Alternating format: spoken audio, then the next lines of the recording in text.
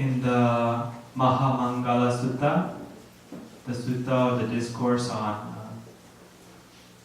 the highest blessings or the great fortunes, the first blessings that Lord Buddha describes is Asevana che balanam pandita nam che sevana puja che pujiniyanam etam mangalem uttimam.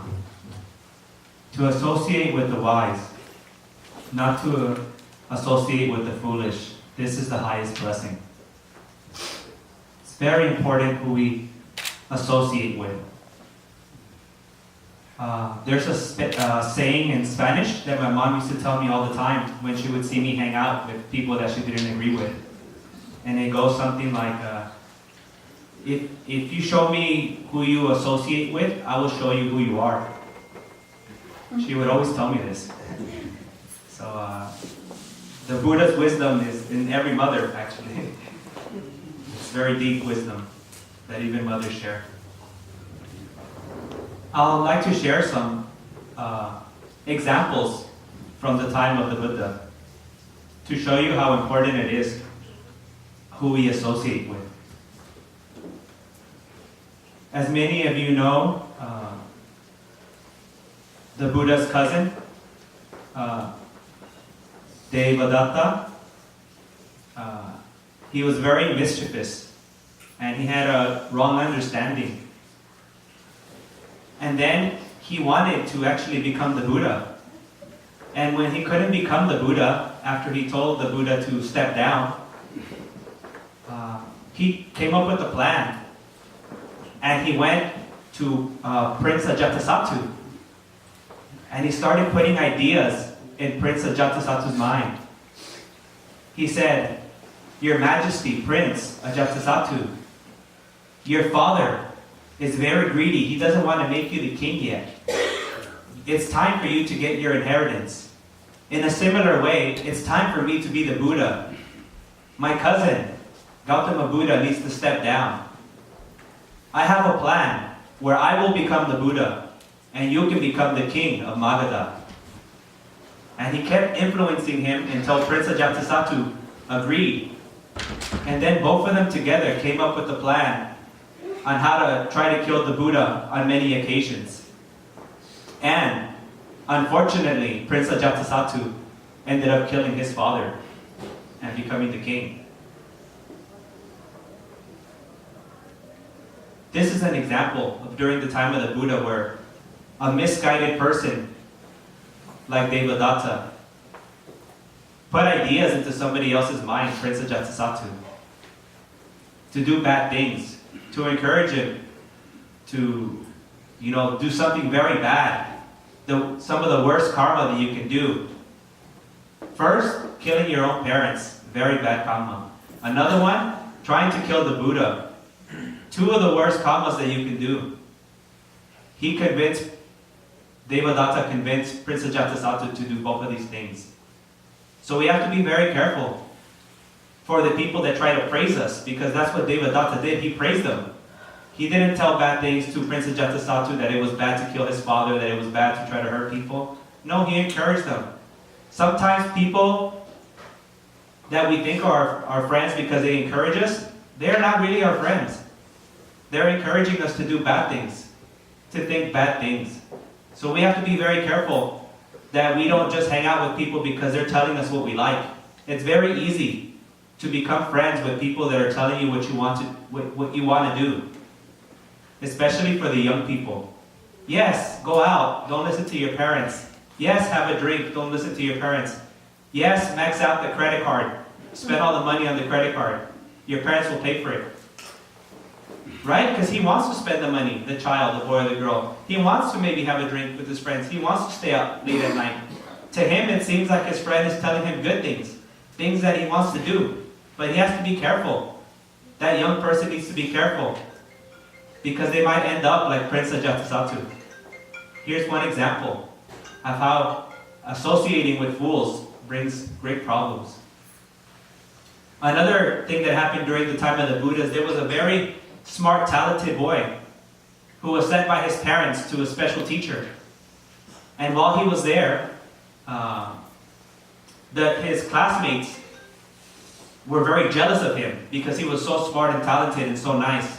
They went and they told the teacher, "Teacher, this son, we've seen him talking to your wife, and I think he's trying to get with her or something."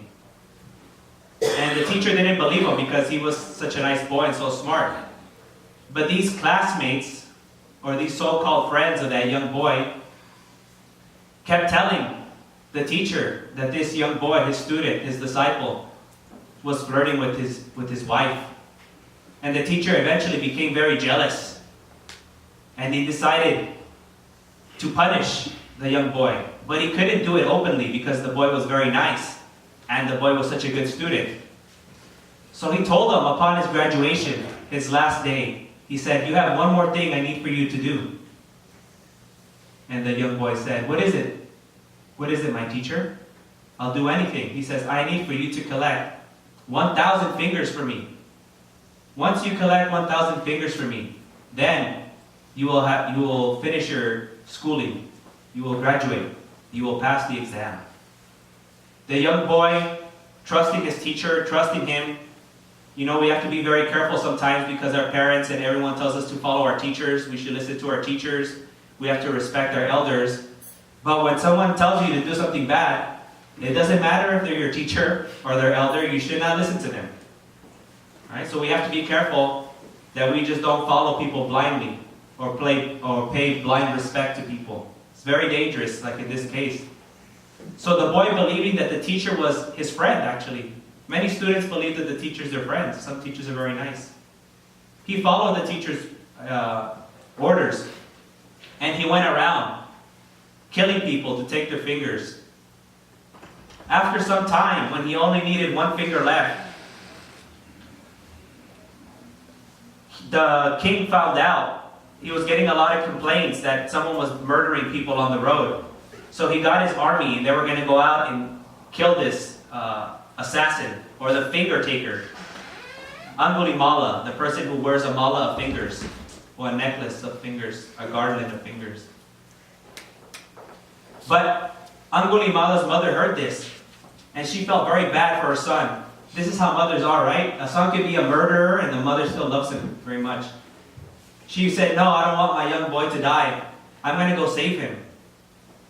The Buddha, every morning he would look out into the world, and he saw that something very bad was going to happen, that this young boy, Angulimala, was going to kill his mother. So he decided to stop this because killing your mother is very bad karma. Killing your parents, like I said earlier. So he went to where this Angulimala was in the forest. Actually, another person told him not to go, that it was dangerous. But Lord Buddha was not scared. He went there anyways. And while Lord Buddha was walking there, this Angulimala saw him. And he started chasing him. And Lord Buddha was just walking calmly and serenely. And Angulimala kept running faster and faster. The Buddha was just walking. But no matter how fast Angulimala ran, he could not catch up to the Buddha. So eventually he got tired and he stopped. And he told him, "Sramana or Samana, ascetic or wanderer, stop." Lord Buddha said, "I have already stopped. You're the one that needs to stop, Angulimala." Angulimala said, he was thinking to himself, and he said, Samanas, Sramanas, are not supposed to lie. What do you mean by this? I have stopped, and you tell me that I haven't stopped. And you're walking, and you told me that you stopped. Please explain to this. Please explain me this. So then the Buddha said, "I already stopped killing, but you keep killing." And then he understood what the Buddha was telling him, and he got some sort of awakening, and he changed his ways. Before, when he associated with that bad teacher, and that bad teacher associated with those students who were misguiding him, he did very bad things. But once this Angulimala started associating with Lord Buddha, that same instant, when he heard those first few words from Lord Buddha, he completely changed his way.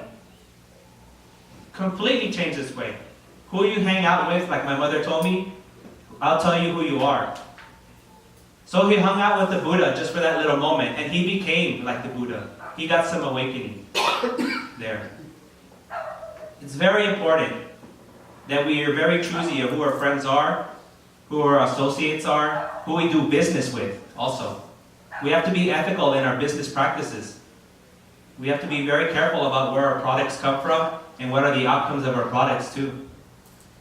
This also applies to who we do business and who we associate with in everyday life. These are two examples that I want to share with you about how important it is to make sure that you have good friends. And I'll finish with one last thing.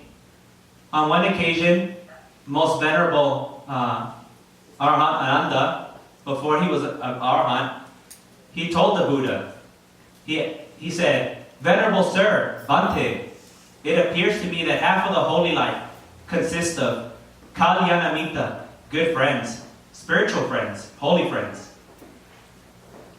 The Buddha said, "Do not say that.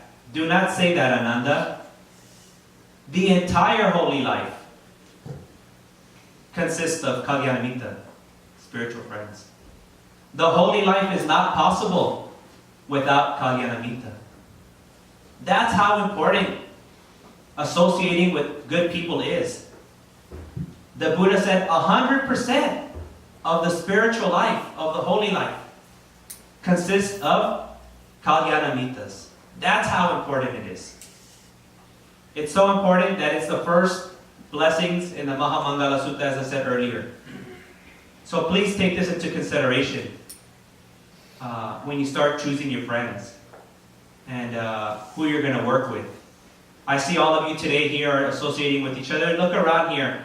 If you look around to your sides and behind you, these are the people who are your Kalyanamitas. All of you are doing very well. You're very lucky to have the people around you.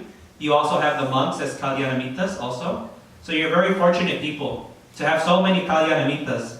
And please, let's try to keep it that way. Sadhu, sadhu, sadhu.